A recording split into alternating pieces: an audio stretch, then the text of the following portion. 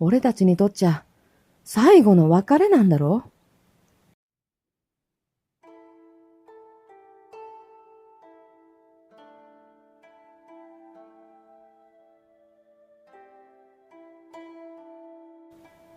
終章第1話。眠りきゆるもの。原作語り春美月。百鬼夜行のごとし妖怪たちと共に五郎太たち一行は人食いじじいの住処へとたどり着いた。そこは山の中の少し木々が開けた場所。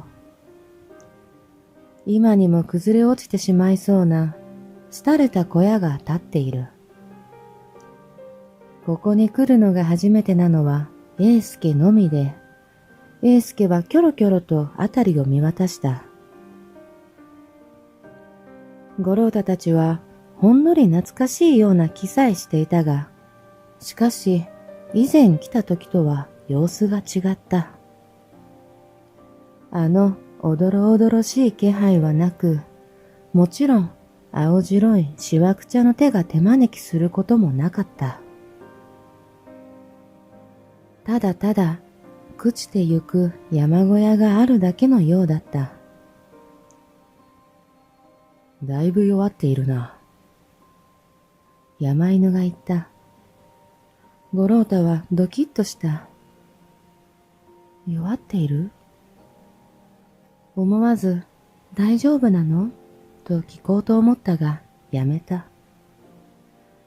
だからこそ今から眠らせるということを理解していたからだ。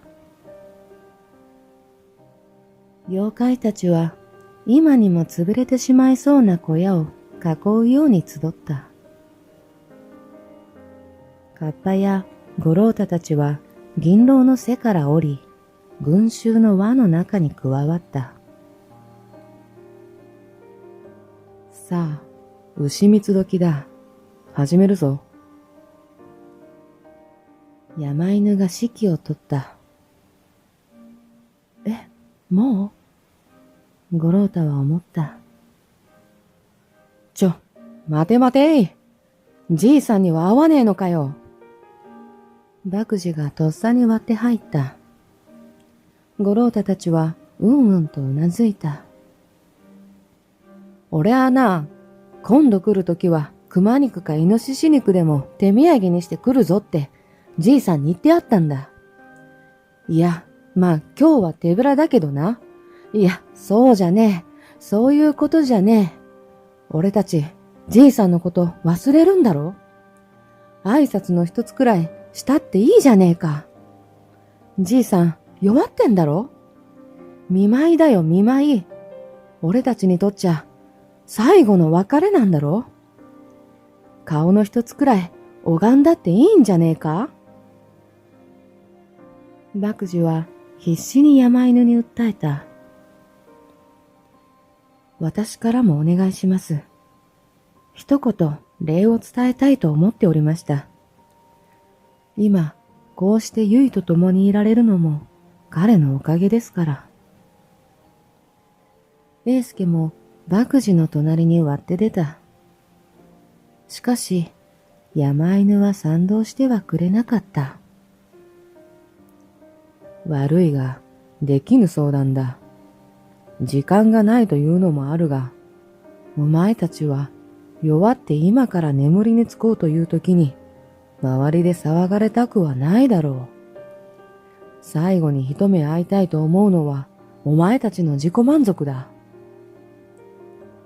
山犬は麦次と英介をいなした。あらら、やだやだ、堅物な山犬よ。陽子が山犬の前に踊り出て、そして麦次と英介を振り返った。気を悪くするんじゃないよ。時間がないのは本当さ。それに、あんたたちは今のじじには会わない方がいいだろう。じじは今、均衡が崩れているからね。陽子が言った。しかし、英介は食い下がろうとしたが、陽子は9つの尾をバサッと広げ、それを静止した。大丈夫さ。あんたたちの気持ちは、あたいらが受け取った。いずれじじに伝えてやろう。ここまで言われてしまえば、もうどうしようもない。英介と麦樹は、不祥不祥後ろに下がった。その様子を見ていた山犬は、始めるぞ、と一声かけ、今にも崩れそうな山小屋に向き直った。陽子もそれにうなずき、習った。五郎太たちは、妖怪たちがどう人食いじじいを眠らせるのか、ただ様子を見ているしかなかった。妖怪たちは沈黙の中佇んだ。まるで黙祷をするように、祈りを捧げるように。五郎太たちは待った。皆の様子をキョロキョロと伺いながら。そして、ある変化に気がついた。最初に気づいたのは銀太だった。あ、という銀太の声に、五郎太たちは振り返った。すると、銀太のすぐ脇で、銀の毛並みが、もともと艶やかに銀色に薄く発光していたのだが、それが顕著になった。他の銀狼たちもそれに倣うように次第に光り輝いていく。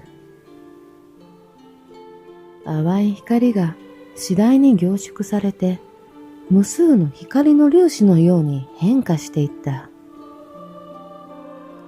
無数の光る粒子は風に揺らぐように滑らかに動き、山小屋へとゆっくりと向かっていく。銀狼族が光るものだから、他の妖怪の変化になかなか気づかなかったが、よく見ると他の妖怪たちも同じように、光ではなかったが、闇の結晶のように凝縮された揚力が闇の粒のように揺らいでいた。闇が光るという表現は全く矛盾しているのだが、五郎太たちにはまるで闇が光っているように感じた。どの妖怪たちもほとんど黒に近かったものの、ほんのり色づいている者たちがいた。オロチは深緑がかっており、陽子はほんのり紫がかって、天狗たちは赤みがかっている。小玉たちは光る玉のようだったのに、今ではまるで糸のように細く細く飛び交っている。なんとなく妖怪たちの持つ色がイメージに近かったのに対して、カッパが灰色がかっていたことに五郎太は驚いた。肌の色で言えばオロチのように緑系かと思ったが、あるいは水辺の妖怪だから水色だとか。しかし、カッパの持つ力の色は、頭の皿の色、灰色だった。山犬の揚力はほんのり青く、皆ゆらゆらと山小屋へと力を注いでいった。バチン。五郎太たちは突然の破裂音に飛び上がった。音の方を見ると、小屋を覆う揚力がところどころ弾けた。弾けた部分はすぐにまた揚力の渦に覆われていったが、バチンと弾けるたびに、ふわっと見たことのある光景が映った。バチン。五郎太とさっきのこわばった顔がふわっと出てまた消えた。あれは五郎太とさきが初めて人食いじじいの小屋へと迷い込んだ時だ。バチン。カッパがケタケタ笑っている。バチンバチン。銀太と銀が抱き合っている。これらはジジの記憶だろうか。バチン。山犬のツンとした顔。バチン。英介の両親の怯えた顔。バチン。ゆいが泣いていた。バチンバチン。心配そうな顔をしたカッパとバクジ。バチン。五郎太によく似た少年。まるで走馬灯のように弾けたところからふわりと見えたいろんな人の顔。それらはほんの一瞬で淡い淡い幻のように映っては消えた。でもあの五郎太によく似た少年、あれは誰だ？もしかして三郎のじっさまか？五郎太は胸がドキンと脈打つのを感じた。五郎太ちゃん、今見えたのってまさか。サキが五郎太の耳で囁いた。多分三郎のじっさまだと思う。五郎太はなぜだか涙が頬を伝っていることに気づき拭った。やっぱり五郎太ちゃんにそっくりだったわ。そう言ってサキは五郎太の背中にそっと手を当てた。この幻はきっと人食いじじいの記憶だろうと、もう皆気がついていた。弾けて幻が出てくるのが収まった頃、地響きが鳴り出した。ほんの些細なことで気づかないくらいの地響きだったが、それは次第に大きくなり、やがてゴゴゴゴっと耳でも足でも感じる大きな揺れとなった。見ると人食いじじいの小屋がガタガタと激しく揺れ、そして中から悲しみとも怒りともわからない悲痛な叫び声が聞こえてきた。おー。声の主はもちろん人食いじじいだろう。しかし声色からあの廃れた老人の姿からは想像もできないほどのエネルギーを感じた。おー。その叫びは顔をかきむしるかのような悲痛さと、すべてを壊してしまいたくなるような怒りが伝わってくるようだった。まがまがしかった。聞いているだけで気が狂いそうな叫びだ。先ほど人食いじじいの過去の話を聞いたばかりだったので、なおさらその声がどんな苦しみを持っているのかをもう知ってしまっている。五郎太たちはあまりもの悲痛な声にいても立ってもいられないほどの恐怖を覚えた。五郎太とサキは思わず抱き合い、銀太は銀の首を抱きしめて目をつぶった。目をつぶっても叫び声は防げない。より一層感情がドワッと心の中に入り込んでくるようだった。いつの間にか五郎太は泣いていた。辛い、悲しい、苦しい、憎い。そんなジジの負の感情が流れ込んできた。ゆいと英介はそれぞれに支え合い、爆児に至っては人食いじじいの負のエネルギーに当てられ、鬼の形相で涙を流しながら頭をガシガシかきむしっていた。まるで何かに抗うかのように。地響き。いや、これはもはや地震だろうか。立っていることすら難しくなってくるほどの揺れだった。周りで妖怪たちの妖力がこれでもかと言わんばかりに膨れ上がる。それに呼応するように人食いじじいの叫びも激しくなっていく。うおーおー叫びが極限に達した頃、五郎太はプツンと頭が真っ白になり、意識を失ってしまった。気がつくと、五郎太とサキ、銀太は山の奥で突っ立っていた。なんでこんなところにいるんだろう。五郎太は思った。三人は声にならない声でそれぞれに問いかけたが、誰も何も答えられなかった。サキは泣いていた。銀太も泣いていた。二人の視線も同じように五郎太の顔を不思議そうに見ている。五郎太は右手で顔に触れてみたが、なぜだろう。五郎太も泣いていた。慌てて顔を拭い、ざっとあたりを見渡すと、同じように涙を流して突っ立っている大人が三人。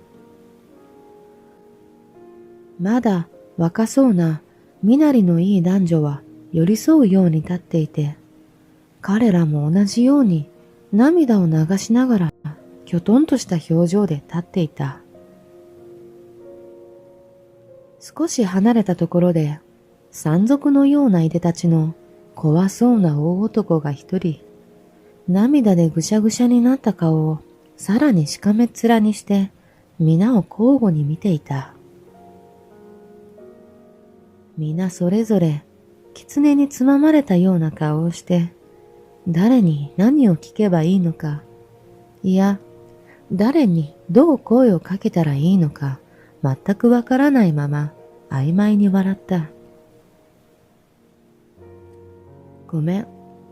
変なこと聞くけど、なんで僕、君たちとここにいるんだっけ？五郎太は他の大人たちに聞こえないようにひそひそ声でサキと銀太に聞いた。しかし、二人とも不思議そうに五郎太の顔を見るばかり。五郎太はきっと自分がおかしな質問をしてしまったのだろうなと、ちょっと罰の悪い思いで答えを待った。しかし返ってきた言葉は、私もわからないのというサキの言葉と、同じこと聞きたいという銀太の言葉だった。さあ、いよいよ見ず知らずの大人たちに声をかける時が来た。しかし、五郎太たちが声をかけるよりも前に、山賊のような大男がでかい声で話しかけてきた。おら、一体なんでこんなとこにいるんだ？お前たち、俺はちょっくらバカになっちまったみてえだ。なんでここにいるのか思い出せねえ。誰か知ってるやつ教えてくれ。たった今記憶が飛んだのか、それとも一刻前から覚えてないのか、それとも数日なのか、それもわからねえ。五郎太たちは荒々しい男のでかい声にビクビクしたが、よく聞くと聞きたいことは自分たちと全く同じだった。若い身なりのいい男女は男のでかい声の質問にはすぐ答えず、まず五郎太たちの顔色を伺った。そして二人はアイコンタクトでうなずき合い、そして山賊っぽい男に向かって若い男の方が言った。私の名は英介と申します。申し訳ないが、私たちも全く同じ状況です。なぜここにいるのか、いつからいるのかわからない。覚えているのは、この隣のゆいと言いますが、妻と夜にもう寝ようとしていたところまで。しかし今は、あたりを見る限り、夜ではないということは確かです。男も動揺していたのだろう。落ち着いた口ぶりではあったが、ところどころ声が上ずっていた。俺は山に狩りに入っていったから、どこから記憶が飛んでるのかわからねえ。おい、そこの子供たち、お前たちはどうだ？山賊のような男は五郎太たちに向かって声をかけた。五郎太は不思議と、皆同じなんだということに少し安心感を覚えた。僕たちも同じです。村でいたとは思うんですが。五郎太は銀太と咲を一別した。僕が覚えてるのは村で何か慌ててた気がするんだけど、その時もなんだか覚えてるのが飛び飛びで、もしかしたらそれも夢かもってくらい。五郎太がそう付け加えると、銀太と咲もうなずいた。その様子を見て、山賊のような男は頭をポリポリとかいて首をかしげた。なんで、まるで全員神隠しにでもあったみてえだな。そういえば、神隠しといえば、俺はずっと妖怪を探してて。いや、でもなんで妖怪を探してたんだっけか？俺はいつも山に狩りに出てて。山賊のような男は一人で混乱していた。しかし、五郎太たちは妖怪という言葉を聞いて、なんだか胸がざわざわした感覚になった。なぜだろう。本当に神隠しにでも会っていたのだろうか。英介と名乗った男は落ち着きを取り戻していった。まあ、何にせよ、今意識がはっきりしていることは確かだから、今からでも家に帰った方が良さそうだ。それもそうだ。いつから記憶が飛んでいるかわからないが、今頃村では五郎太も咲も銀太もいなくなっているとなれば大騒動になっているかもしれない。そう五郎太は思った。獣に襲われてはいけない。私が君たちを送って行ってあげるよ。帰る方向はわかるかい？英介が五郎太たちの方へ歩きながら言った。ゆいという女性もその後ろからついてきた。すると、山賊のような男もどかどかと駆け寄ってきたではないか。おいおい、そんなら俺も一緒に行ってやるぜ。俺がいれば熊が出ても安心だぞ。ああ、そういや、名前言ってなかったな。俺は博士だ。そう言って、博士と名乗る男はガハガハ笑った。その笑い声にはなんとなく聞き覚えがあるような気がした。ありがとうございます。僕は五郎太です。咲です。銀太です。それぞれ自己紹介をした。英介と結はにっこり笑ってくれたが、博士は、そんないっぺんに言われても覚えきれねえと大声で笑った。すごく聞き覚えがある気がするんだけど、と五郎太は思った。他人の空似だろうか。しかし、どんなに考えても村にこんなバカっぽい人はいない。五郎太は気のせいだと自分に言い聞かせた。不思議と山を降りる際、獣に出くわすことはなかった。そして気がついた場所が誰も足を踏み入れたことがないほどの山奥だったというのに、不思議と迷わずに山を抜け出せた。五郎太たちの村に着いた頃には太陽は真上にあった。村では3人がいないことに気づきはしたものの、それに気づいたのが朝で、どうせ3人でその辺で遊んでいるだろうと思い、騒ぎにはなっていなかった。ただし、3人の親はそれぞれ、仕事もしないでどこほっつき歩いてたんだい、とお怒りだった。そこは大人なゆいと英介が、道に迷ってるところを3人が助けてくれたんですよ。なんて言いながら収めてくれたので助かった。村の様子からすると、五郎太たちが記憶を失っているのはおそらく朝なんだろうという結論に至った。英介とゆい、博士の3人は半刻ほど休んだ後、村を去っていった。今度は英介とゆいの村まで博士が送っていくそうだ。俺は根なし草だからな。家族もいねえ。時間はいくらでもあるからな。あははは。そう言って五郎太たちに別れを告げた。博士と違って英介とゆいは丁寧に別れを告げ村を後にした。五郎太たちも今日は一体何だったんだろうなんて話をしたかったものだが、それ以上に心身ともに疲れ切っていたので、今日は帰って休もうという五郎太の提案に銀太も咲も賛成だった。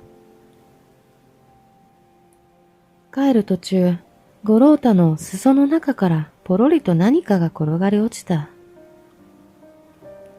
五郎太ちゃん、何か落ちたわよ。咲が教えてくれた。五郎太は落ちたものを拾ったが、それは紫水晶の原石だった。綺麗だね。銀太が言った。うん、気に入ってるんだ。そう言って五郎太は手で砂を払い、再びキラキラ光る紫水晶の原石を裾に入れた。どこかで拾ったの？それとも誰かからもらったの？咲が聞いた。しかし、五郎太はすぐには答えられなかった。これは、あれ？何だったっけ？なんで僕、持ってるんだろう。五郎太は誰にでもなく自分に聞いた。忘れちゃったの？さっきのちょっと呆れた感じの聞き方だった。しかし、どんなに考えても、もらった記憶も拾った記憶も出てこなかった。五郎太は首をかしげた。疲れてるんだ、きっと。口下手な銀太が珍しくフォローしてくれた。そうだな、確かにもうくたくただ。そう言って再び五郎太たちは帰路に着いた。それじゃあまたね。咲の家の前で3人は声を掛け合い、それぞれの家へと帰っていった。